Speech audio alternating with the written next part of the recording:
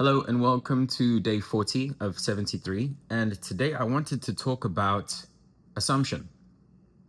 And this is a continuation of a video I made earlier about vision being veracity.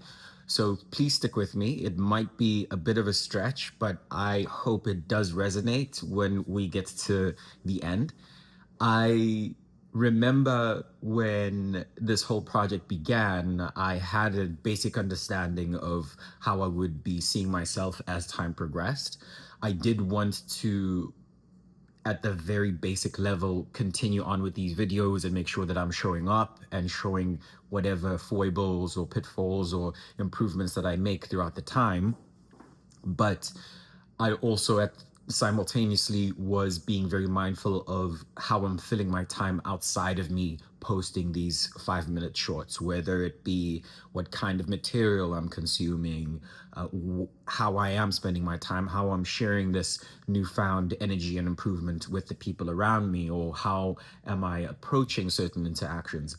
And ultimately, I stumbled upon a lot more self-improvement material on YouTube, whether it be people talking about things that are way far out any scope that I would have thought about before, one of them being the law of assumption. And so for most of you who might not know, that is the idea of working with the end in mind, hence the vision is veracity, but not so much from what I was familiar with when it comes to vision boards or having a clear understanding of the person that you want to be, but it was more so now that plus the energy that one would ultimately be feeling, and assuming that you're already in a place where you are now strong enough or you are certain enough that your new persona or the person that you're trying to improve into is now in the room with you. Not only in the room, you are that person.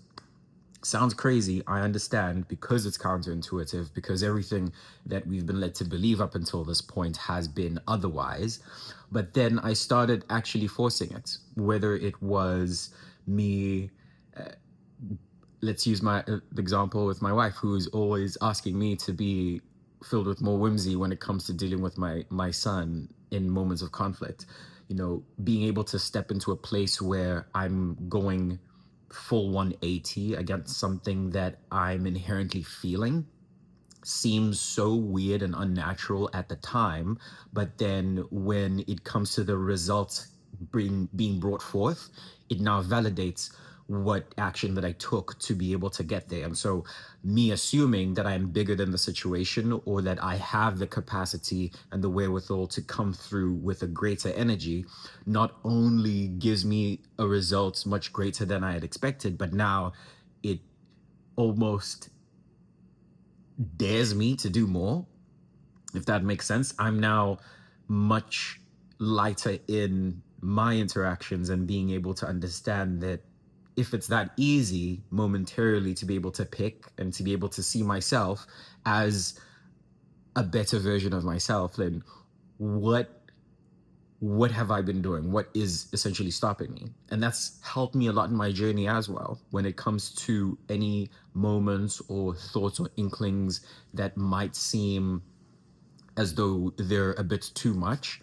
If I know what it looks like to not be in that space and to be better, then it only takes a moment of me killing or suppressing a part of my ego or a part of my personality that I don't necessarily find to be serving me in that moment. And then things start happening. And I understand if this might seem too far-fetched. I don't expect this to be me selling you something and you having to take it and run.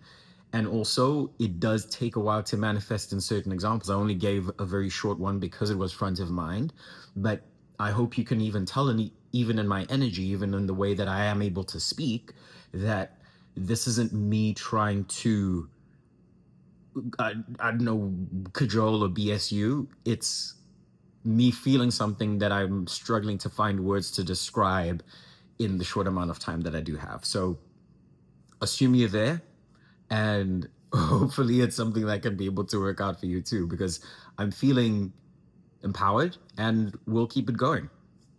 Thank you for your time.